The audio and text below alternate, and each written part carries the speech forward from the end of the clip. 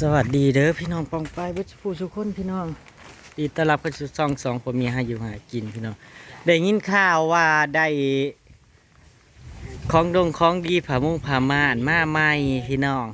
เฮาก็เลยสิมาถ่ายให้ FC เบิ่ง FC บางท่านก็ยัง FC บางท่านก็ยังมาบ่ถือกันนะพี่น้องว่าสิเข้าทางใดหั่นนะเพื่อสิมาหลายๆคนก็สิมาสระผ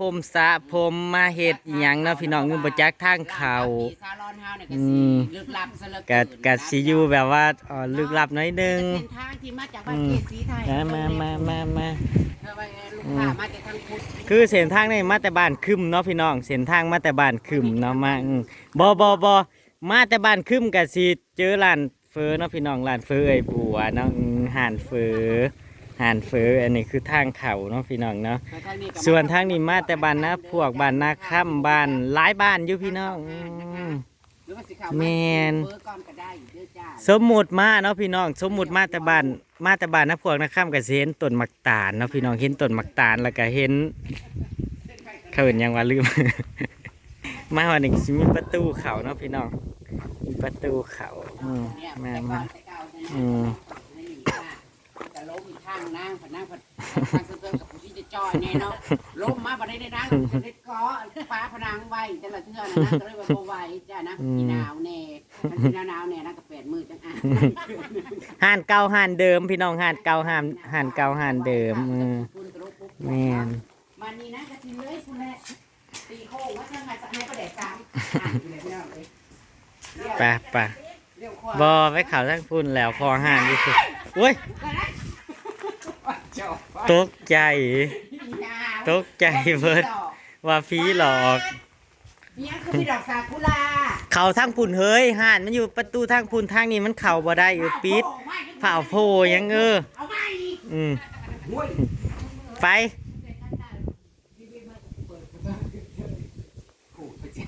บ่พุ่น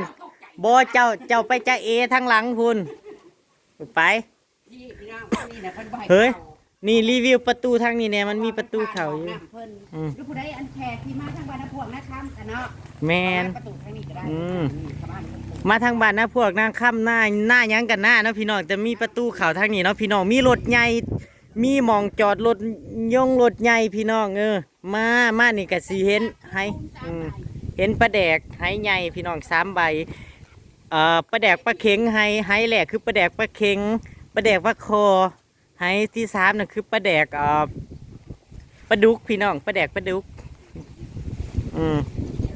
เนาะพี่น้องเนาะถ้าไผยังมาบ่ถือบ่ยังกับมาเห็นให้ปลาแดก3ให้นี่ก็นี่ละพี่น้องห่านเพิ่นยังบ่ทันละติดโป่งติดป้ายบ่ทันขึ้นป้ายโฆษณายังบ่ทันละขึ้นพี่น้องเพิ่นทาไม่สิเอามาลาเพิ่นมาเปิดให้อยู่พี่น้องไปแล้วยางเขามากับไก่สีหอดทางประตูทางเข้าไปให้แนมซ้ายแนมขวาแนมฝ่าแน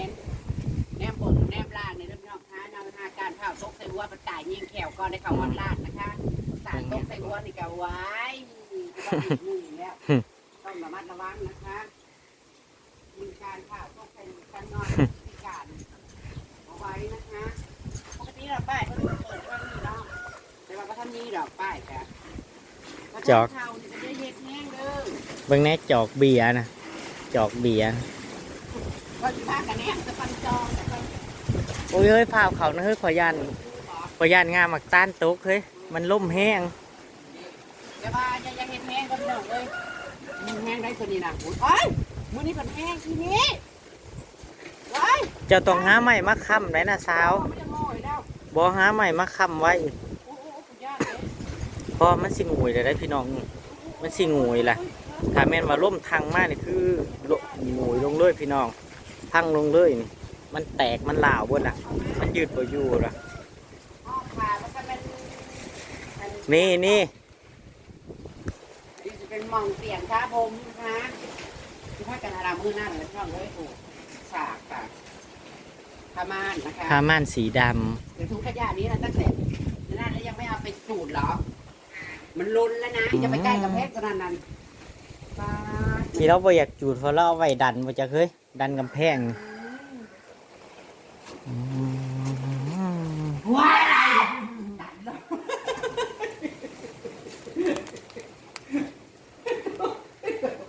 ลงล้านผีหรือล้านคน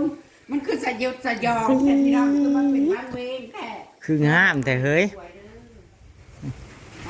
เฮ้ยอย่าคือมองอันทายที่เป็นจริงนี่เนาะ ผู้ใส่ ฉันเห็นทุกวันเปลี่ยน เจ้ารับงานเหรอบ่นี่ เจ้ารับงานถ่าย พรีเวดดิ้งหรือเปล่า พรีเวดดิ้งเหรอบ่ฮะอืมอุ้ยตกใจ อุ้ยคิดว่าถอดหัวไว้อยู่นี่อีก ตกใจ แค่นี้ยังจะจี้ใหญ่นะคะยังไม่ทันได้มาอุดห เอ นุ อน ยัง นะ ยืนมาอยู่นี่ว่าเขาตัวอยู่นี่นะว่า โอ้ยนางกะทำอัน ปี๊ดพี่น้อง เกมมาล่าได้ตูบใหม่เพราะว่ามีมีนั่งนั่งพอเซิร์นกับสีบุ๊กไป บ่าวบอยเพิ่นบ่าวบอยกับบ่าวมีเพิ่นเอาตูบมันสิไผเมเสียมมาล่างาม จ้าไปจะลงมาพร้อมกันด้วย อืม เดี๋ยวมันพอล่างเมาหน่อยนึงอยู่จ้า คืองามแท้นะสาว แต่ซื้อมาเซ็ตซัมนี่เลยนะพี่น้องเลย อืม ตัดใหม่ให้ ตัดเองค่ะ แล้วให้เฮ็ดให้ เล็กเองค่ะ แล้วตอกลูก ตอกไม่ได้ตอกตะปูแล้วตอกไม่คือ อ้าวไม่ได้ไปถึงบนดอกถึงหัวก้นบนนี้พี่น้อง ไผสิไปย่างต่ำบ่สิโดนโอ้ย ตัดไม่อันนั่น มันเหี้ยอะไรสัญญาณมันโหดลง ตายเรียบไม่ มาเด้อพี่น้องไผอยากสนับสนุนนางซื้อผ้าม่านให้นางว่ามันยังบ่พอพี่น้อง ยังหลายจุดอยู่พี่น้องผ้าม่านนั่นไผสิมีสปอนเซอร์ตีเพดานให้นางก็ได้เด้อพี่น้องเด้ออืม หรือว่าสิเป็นสปอนเซอร์โตเนาะพี่น้องโตตังให้นางก็ได้เนาะพี่น้องเนาะ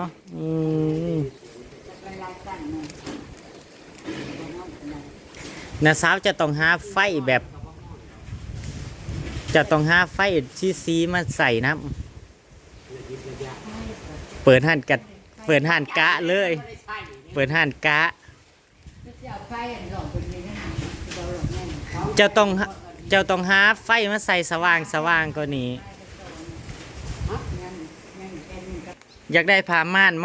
มาบังทั้งนี้แล้วก็ใส่ทั้งนี้เนี่ยให้มันดูดีขึ้นเนาะพี่น้องนี่นะยังบ่พอติดใส่ เขาเฮ็ดไม่แล้วก็ไหว ให้เขามาเฮ็ดเด้อนะสาวหรือว่าเอาไม้ค้ำให้เขาตีไม้ค้ำใส่ก็ได้พี่น้องเบิ่งแน่พี่น้องนี่มันคุ้ยแล้วเบิ่งแน่พูดมันสิลงแล้วนี่ถ้าแม่นว่าล่มตีพื้นมาบาดหนึงนี่คือ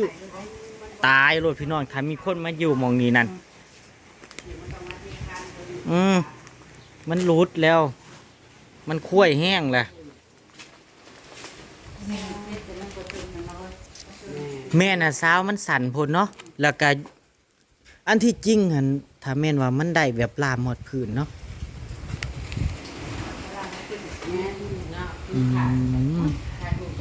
โอ้ยข่อยอยากได้ผมตัวนี้เด้ ใส่ไม่ได้ ใส่ไหมนะเคยใส่เอาบ่แม่น แกออกไร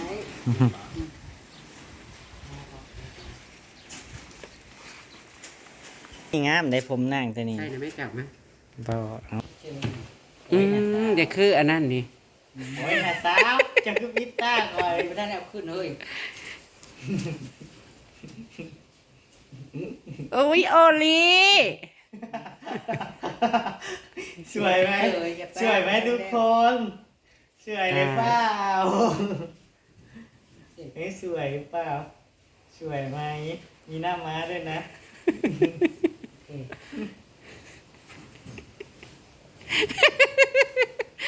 จีบมือหน่อยไหนลูกหน่อยหันหลังมาดูหันหลังจะเห็นหลังแล้วอยากเห็นข้างหน้า อย่าเพิ่ง แถม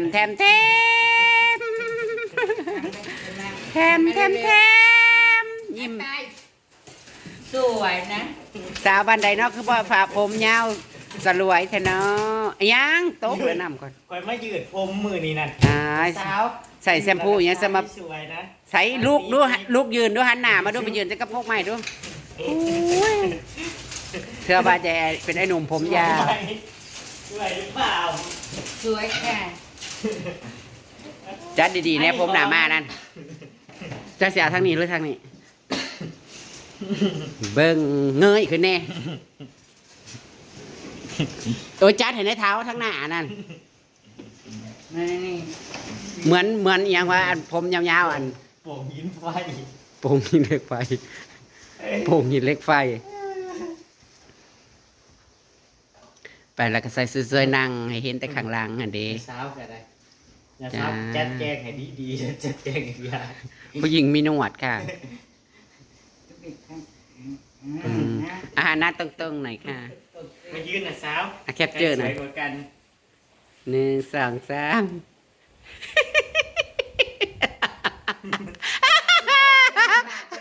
3น้าทาลิปสติกแดงๆ ทุกวันเธอต้องมาให้นะสาวจับแต่งตัว พี่น้อง ผัวมีผัวผิดคิดจนมันตาย เดี๋ยวนี้จะเป็นอันเดียว มันสิเนาะมันจะเป็นอันเดียวกันหมดแล้วนะคะ เป็นไม้บ่าวสอนแล้วก็บ่าวแขกเห็นบ่อืม โอ๊ยทำไมผมมันเข้าปาก คือได้พี่ไอ้คือปากแดงไปนี่ก็ สวยขึ้นว่า ต้องเห็นตัวเก่งกว่านี้ใน แม่นบอก ปากแดงกว่านี้ ทำไมหมดขึ้นกูนี่เนาะ เฮ็ดคืออันซื้ออหยังก็ไอดอลไทยไอ้นั่นน่ะเด้ ตี เน็ตไอดอลน่ะเด้แบบอันลิปซิงอันซื้อหยังอันนั้นซื้อหยังวะ ฉันได้ฉันได้ไปแล้ว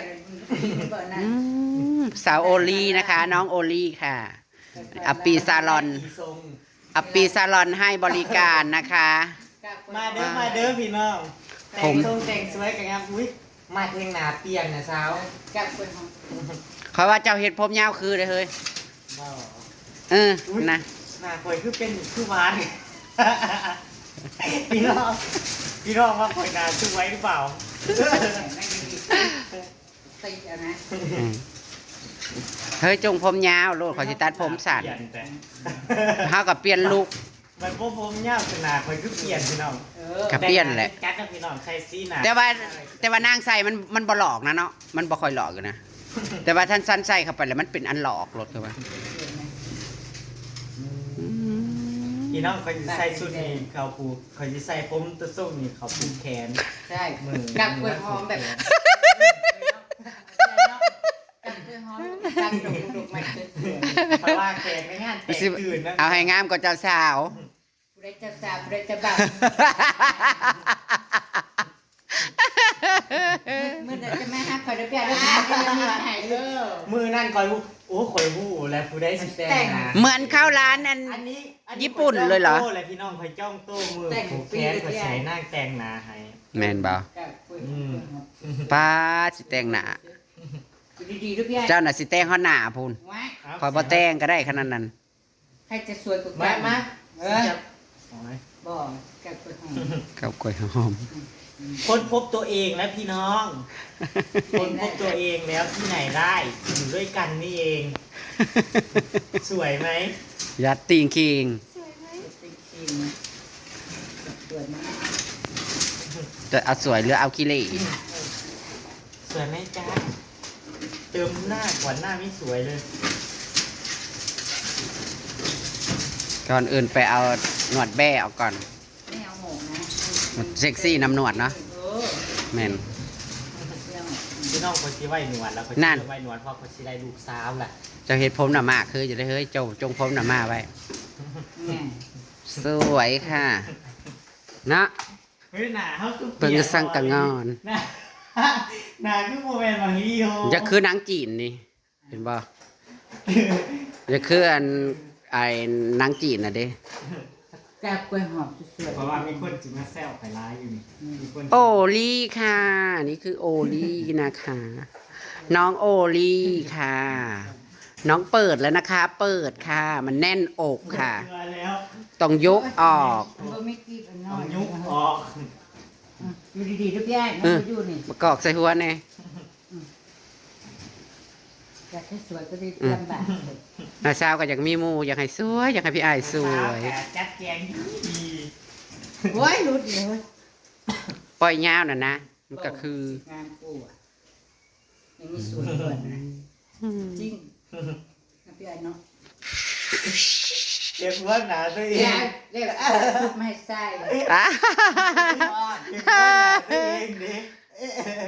ใส่ชุดอีกนะคะชุดลาตรี ชุดไม่ใส่ไป โหน ไว้บ่อนั่นแหละครับเขาสีหล่อลิเขาสีไม้นั่นคอย จับแลซื่อ หล่อเลี้ยนคอย อ๋อผมมีดอกไอ้ไม่ดอกเรียกโซปะบอกชาติโลก ๆไปลูกยืนเด้อ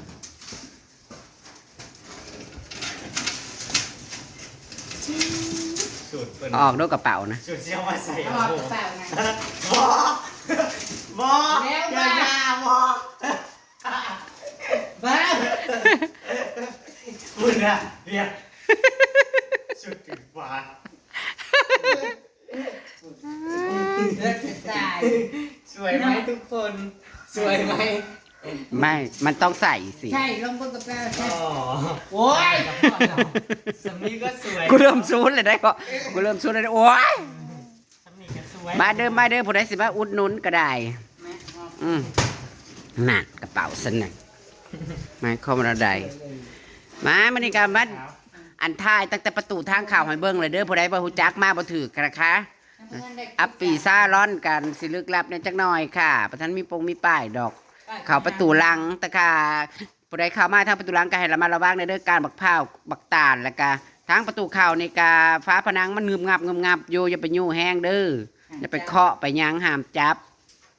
เดี๋ยวมันจะบึมบั่มลงเป็นโทษนางนะนางก็จะได้ให้เขามาทำใหม่ให้นางแล้วนะน่ะ แคป แคปแล้วแคปจนเหนื่อยแล้วพอ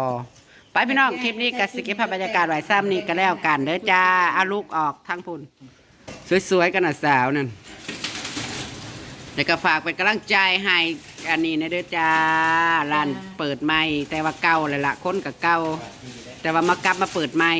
นะคะ เปิดใหม่ดุนกว่าเก่าหน่อยนึงบ่ได้ เปิดแม่ อันนี้ส่วนน้องนี้น้องโอลี่ก็จะเก็บภาพบรรยากาศไว้ซ้ำนี้นะคะ ไปตามคลิปหน้าค่ะ สวัสดีค่ะ